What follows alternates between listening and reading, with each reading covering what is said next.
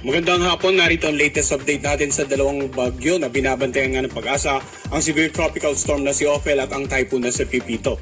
So unahin muna nating tingnan yung sitwasyon regarding severe tropical storm Ophel. So nakalabas na nga ito ng ating area of responsibility at kanina alas 4 ay nasa laing 205 kilometers west-northwest ng Itbay at Batanes. Taglay lakas ng hangin na umabot hanggang 100 kilometers per hour malapit sa gitna nito at ang pagbugso aabot hanggang 125 kilometers per hour. Ito ay nasa ang kikilos sa direksyong north-northwest sa bilis naman na 15 kilometers per hour. Subalit, bagamat nakalabas na ito ng ating air responsibility, dahil yung malawak na radius nito ay inaasahan pa rin natin, may nakataas pa rin po tayong wind signal number 1 dito sa may bandang dulong Hilagang Luzon. So makikita natin sa forecast track natin ng bagyong si Ophel, posible nga, by tomorrow early morning ay muli itong pumasok dito sa northern, halos northwestern boundary ng ating air responsibility. Tawarin itong Taiwan hanggang sa humina tuluyan bilang isang low pressure na lamang by Monday. So kahit nakalabas na po ng PAR itong bagyong si Ophel, ito yung dahilan kung bakit may warning signal pa rin tayo sa may bandang Batanes, wind signal number 1, dahil nga yung radius niya malapit pa rin halos dun sa sentro ng bagyong si Ophel. So ito nga naka-highlight no, sa severe tropical storm na si Ophel ngayon, ang pinag-uusapan natin, tropical cyclone wind signal number 1 nakataas sa lugar ng Batanes. Ano inaasahan ng mga kababayan natin sa Batanes? Mga paminsan-minsang pagbugso ng hangin. Himayin din natin in terms of rainfall, posibleng may mga paminsan-minsang pag-ulan. No? So as much as possible, makinig pa rin sa update ng Pag-asa patuloy sa bagyong si Ophel o patungkol sa bagyong si Ophel at patuloy pa yung makipag-ugnayan sa kanilang local government at saka local disaster risk reduction managers para sa patuloy na disaster risk preparation and mitigation measures. Samantala, in terms of pag-ulan, itong bagyong si Ophel ay magdudulot pa rin, inaasang magdudulot ng moderate to heavy rains dito nga sa may bandang Batanes area na posible pa rin maging sani ng mga localized flooding, lalong-lalo sa mga lugar na may kababaan or low-lying areas at sa mga lugar na malapit po sa mga ilog, baka posibleng tumaas yung level ng tubig. Kaya maging alerto pa rin yung mga kababayan natin dito sa may bandang Batanes area kahit wind signal number 1 na lamang yung nakataas sa inyong lugar. Samantala, yung bagyong or typhoon Pepito naman, nasa loob nga ng ating air responsibility, kanina alas 4 ay nasa laing 465 kilometers silangan ng Giwan Eastern Samar. Taglay naman ni Pepito, ang lakas ng hangin umabot hanggang 150 kilometers per hour malapit sa gitna nito at yung pagbugso aabot hanggang 185 kilometers per hour. Ito naman ay kumikilos sa direksyong west-northwest sa bilis na 30 kilometers per hour. So, makikita natin, offshore pa rin yung tinatayang sentro ng bagyong si Pepito. Subalit yung makakapal na kaulapan nito, dahan-dahan na ngang nakakarating dito sa ilang bahagi ng Eastern Visayas at maging dito sa ilang bahagi ng northeastern part ng Mindanao. So, ano nga ba inaasahan natin dahil sa patuloy na paglapit ng bagyong Pepito sa landmass ng ating bansa? Unahin po muna natin yung inaasahang pagkilos dito throughout the forecast period in the next 3 to 5 days. So ito yung tinatayang lokasyon ni Pepito kaninang alas 2 ng hapon. At bukas ng alas 2 ng hapon, tinatayang yung sentro nito ay halos malapit na dito sa northeastern part ng Eastern Visayas. Posibleng maglandfall dito sa may bandang Catanduanes ng area sa darating naman na linggo ng madaling araw. At sa linggo ng hapon, posible namang either maglandfall sa may bandang Pulilo Island or dito sa mainland ng lalawigan ng Quezon. And then sa pagitan ng linggo ng hapon, hanggang Lunes ng madaling araw ay tatawirin nga nito itong ilang bahagi ng Central Luzon at Northern Luzon area. Hanggang sa tuloy nito makalagpas ng ating landmass sa darating na Lunes ng madaling araw at tuloy ang makalabas ng ating area of responsibility sa darating naman na Lunes ng hapon. Ngayon, ano nga ba yung pinakikita ng ating forecast track? Ang bagyo hindi lamang isang tuldok, hindi lamang itong sentro na to. May tinatawag itong radius. So kahit ang bagyo natin ay tinatayang sentro ay nasa bandang northeast ng Eastern Visayas bukas ng hapon, mararamdaman ang epekto nito sa nakararaming bahagi ng Southern Luzon at ng Visayas. Iyan din ang dahilan kung bakit kahit malayo pa yung bagyo, bukod sa palugit natin, yung lead time bago maramdaman yung epekto, yung inaasahan natin pagkilos ay dahan-dahang mas magiging may potential na maging mas mataas ang mga warning signal sa ilang bahagi ng ating bansa, yung direktang tatawirin o direktang maapektuhan ng bagyong si Pepito. So ngayon, himayin naman natin ano yung mga wind signal na nakataas sa ilang bahagi ng ating bansa. Wind signal number 2, dito nga sa eastern portion ng northern Samar at northeastern portion ng Samar. Naka-highlight ng blue. Pag wind signal number 2, ang ating pong palugit or lead time na tinatawag ay nasa 24 hours. So simula ngayong kanina alas 2 ng hapon, hanggang alas 2 bukas ng hapon, yun yung palugit natin bago natin posibleng maramdaman yung potential na lakas. Umaabot ng hanggang gale force wind ang pwedeng maranasan dito sa mga naka-highlight ng yellow. Samantala, warning signal number or wind signal number 1 naman ang nakataas sa lahat ng areas na naka-highlight ng light blue. Dito nga sa lalawigan ng Aurora, Quezon kasama ang Polillo Island, Marinduque, Camarines Provinces, Norte at Sur, Catanduanes, Albay, Sorsogon, ganun din sa may bandang Masbate. Sa Visayas areas naman, wind signal number 1 sa natitirang bahagi ng Northern Samar, natitirang bahagi ng Samar, natitirang bahagi ng Eastern Samar at sa Biliran. Yung mga kababayan natin, ulitin natin, baka nagtataka. Wind signal number 1 sa kanila pero generally fair weather condition pa po. Kanina ipinakita natin sa ating latest satellite image 3 na yung makapal na ulap, sabi ko nga, dahan-dahan ng lumalapit dito sa Eastern Visayas at maging northeastern part ng Mindanao. Bukas, kapag lumapit na ang tinatayang sentro sa forecast track natin, nasa northeastern coast ng Eastern Visayas, then likely yung kaulapan nito, marami nang masasakupan. Dahan-dahan kikilos ang kaulapan nito mula sa initially maapektuhan ng Eastern Visayas patungo dito sa Southern Luzon area. At sa forecast track natin, habang kumikilos ito patungo ng Catanduanes, habang kumikilos palapit ng Quezon area, dahan-dahan ding lalawak yung mga makakaranas ng pag-ulan. Maaaring ngayon wala pa kayong nararanasan pag-ulan, Wind signal number 1, 36 hours naman ang palugit natin. Simula alas 2 ngayong hapon, hanggang alas 2 ng hapon bukas, 24 hours. Alas 2 ng madaling araw ng linggo, 36 hours. So ang lead time natin, bago natin actual na maramdaman, 36 hours or less. Bakit less? Kasi yung mas malapit na expose sa bagyo, maaaring less than 36 hours ang actual na ang lead time bago nila maramdaman. And of course, yung mas nandito sa mas malayong part ng bagyo, maaaring the entire 36 hours bago po nila actual na maramdaman.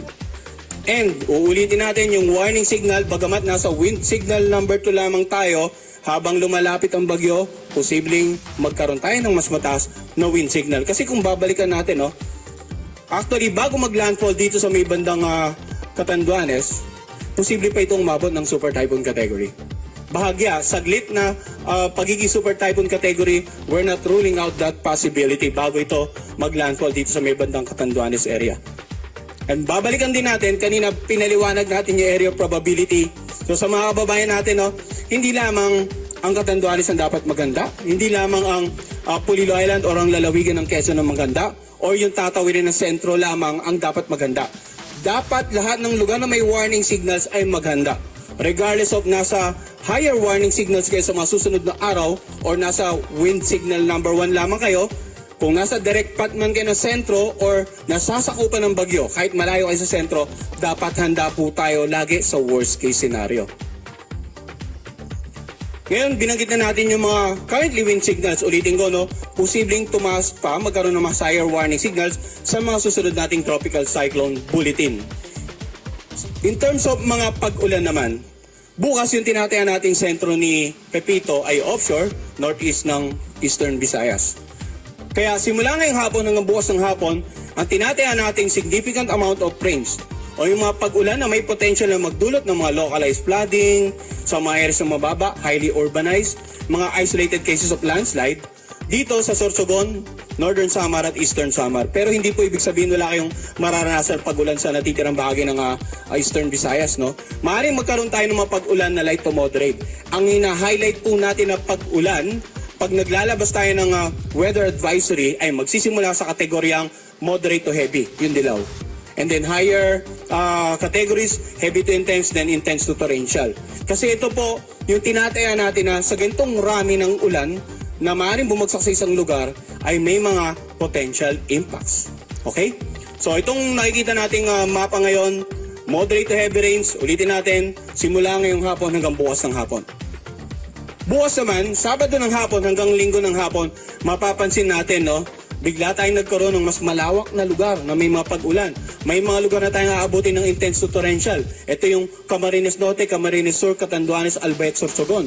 Samantala, heavy to intense, Northern Samar, Eastern Samar, Masbate, the entire Quezon Province, including Pulilo Island at lalawigan ng Aurora. Bakit ganito yung forecast na ulan natin? Moderate to heavy naman dito nga sa Samar, Biliran, Leyte, Romblon, Marinduque, yung natitirang bahagi ng Calabarzon area, Metro Manila, Bulacan, Pampanga at Bataan. So bakit sa pagitan ng Sabado ng hapon hanggang Linggo ng hapon ay ganito ng karami yung pag-ulan natin? Pinakita natin sa forecast track, no, na sa Sabado, posibleng or sa darating na weekend, posible itong maglandfall dito sa may bandang Catanduanes, then kumilos patungo nga ng lalawigan ng Quezon. So gaya ng binabanggit ko, habang lumalapit yung bagyo, yung makakapal na ulap na pwedeng magdala ng ulan, magiging mas malawak ang nasasakupan. Kaya dapat po, maging guidance din ito sa ating mga local government units at saka local disaster risk reduction managers para po sa mga banta ng mga pagbaha, lalong-lalo sa lalayang areas, yung mga pagbaha sa mga komunidad na malapit sa ilog dahil maaaring yung tubig na mapupunta sa ilog ng inyong karatig lalawigan ay sa bayan nyo pala papunta yung pag-agos. So baka nakaka-experience na, nakakaranas na ng matinding pag-ulan yung, for example, yung northeng bahagi ng inyong lalawigan and then nasa may bandang gitna kayo, central part, then yung pag-apaw or pag-agos ng kanilang ilog patungo sa inyong lugar ay pwedeng maging sani ng biglang pamamagaan ng level ng tubig, biglang pagtaas. And then yun nga, yung mga pagbaha sa mga komunidad na malapit sa ilog. Pagguho ng lupa, no? Ilang bagyo na rin ang nagdaan, previously naapektuhan itong Bicol region, nakararaming bahagi ng Southern Zone area. So, konting pagulan, posibleng magdulot ng mga paglambot ng lupa, maaaring saturated na, at magdulot ng cases ng landslide. So, area na naka-highlight ng red, inaasahan natin, posibleng magkaroon ng napakaraming insidente ng mga pagbaha at pagguho ng lupa. Areas naman na naka-highlight ng orange, marami ring insidente, lalong-lalo sa mga urbanized areas, low-lying areas, at sa mga highly susceptible areas, pwedeng magkaroon ng landslide. Sa areas na naka-highlight ng yellow, pwedeng magkaroon tayo ng mga localized flooding and localized incidents of landslide sa highly susceptible areas. Yung actual na epekto, maaari pang magbago, no? Kaya dapat continuous monitoring po tayo sa magiging pag-ulan sa inyong lugar sa mga susunod na araw at huwag po kayong makakalimot na patuloy nga makipag-ugnayan sa inyong mga local government officials at saka disaster risk reduction managing officers para sa patuloy na paghahanda sa paparating na bagyo. At sa kasagsagan ng bagyo, no, habang tumatawid yung inaasahan natin ngayong weekend. Dito sa Southern Luzon area, Central, all the way to the some parts of the Northern Luzon, ilang araw na po tayo nagbibigay ng babala, no? Hopefully ngayon darating na weekend ay nakapag-stockpile na po tayo ng goods. Supplies may be enough for 2 to 3 days. At nasa maayos na lugar na, secured na yung ating mga properties, mga source of livelihood. Sa mga coastal areas, dapat naka-evacuate na into higher grounds yung mga kababayan natin. Naka-secured na kanila yung mga motor bangkas, mga sakyang pandagat, malinis sakyang pandagat para just in case umampas yung daluyong or yung storm surges sa inyong coastal communities. At least naka-secured yun yung mga sasakyang pandagat. Hindi tatangin sa higher or sa further offshore, sa mas malayong pati ng coastal areas, or may iwasan natin yung magbangga nito and then masira. Samantala, sa darating naman na linggo ng hapon hanggang Lunes ng hapon, makikita natin yung mga pag-ulan.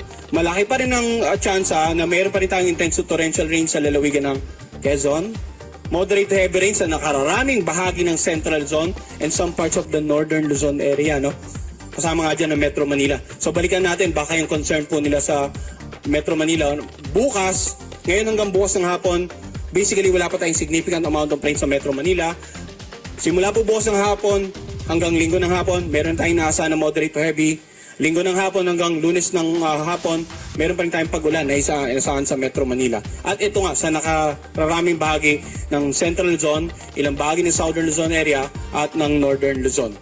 So dapat tabayanan din natin, hindi lang yung tropical cyclone advisory, hindi lamang yung weather advisory patungkol sa pag-ulan na dala ng bagyo, kundi maging yung mga localized rainfall warning or advisories na ipapalabas naman ng ating mga Pag-asa Regional Services Division.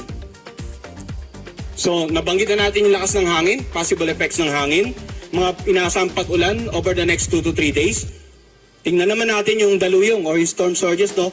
Yung matataas na pag-alon na pwedeng humampas sa mga dalampasigan sa mga coastal areas in particular, no? Makikita natin habang lumalapit yung bagyo, may mga matataas tayong pag-alon na inaasahan, mga paghampas ng pag-alon sa mga coastal areas ng Albay, Camarines Sur, Catanduanes, ilang bahagi ng Quezon, Sorsogon, Northern Samar at Eastern Samar. Yung taas ng mga paghampas ng alon, posibleng umabot ng 3 metro. Samantala, sa ilang bahagi naman, like for example, Aurora, Batangas, Biliran, ilang bahagi ng Camarines Sur, Marinduque, ilang bahagi ng Quezon, itong kanlurang bahagi ng Masbate, at itong sa may bandang Samar area, 1 to 2 meters naman. At gaya po ng forecast natin sa pag-ulan, sa wind signal, ang mga lugar na pwedeng makaranas ng respective storm surges sa mga susunod na araw ay pwede ring mabago. I-update din po natin yung ating storm surge warning. Ito po yung nilalaman ng ating storm surge warning na ipinalabas ngayong alas 2 ng hapon. Pag-usapan naman natin yung sea condition.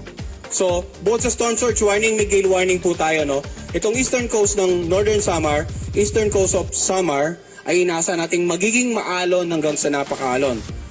Generally, iwasan ng pumalawat ang mga uling sakyang pandagat dito nga sa mga karagatan sa paligid ng Eastern Visayas and the Bicol region simula ngayong araw. At sa mga susunod na araw, posibleng mas lumawak pa yung mga lugar na may gale warning. Gaya ng mga nabanggit natin kanina, posibleng lumawak din yung mga lugar na may wind signal. So, sa darating na weekend, likely talagang hindi na favorable. Ngayong darating na weekend, hindi na favorable ang anumang uri ng maritime activities sa nakararaming bahagi ng karagatan sa Northern Luzon, Central Luzon, Southern Luzon at ilang bahagi ng Visayas area. So abangan din po natin yung gale warning na ipapalabas ng Pag-asa every 12 hours.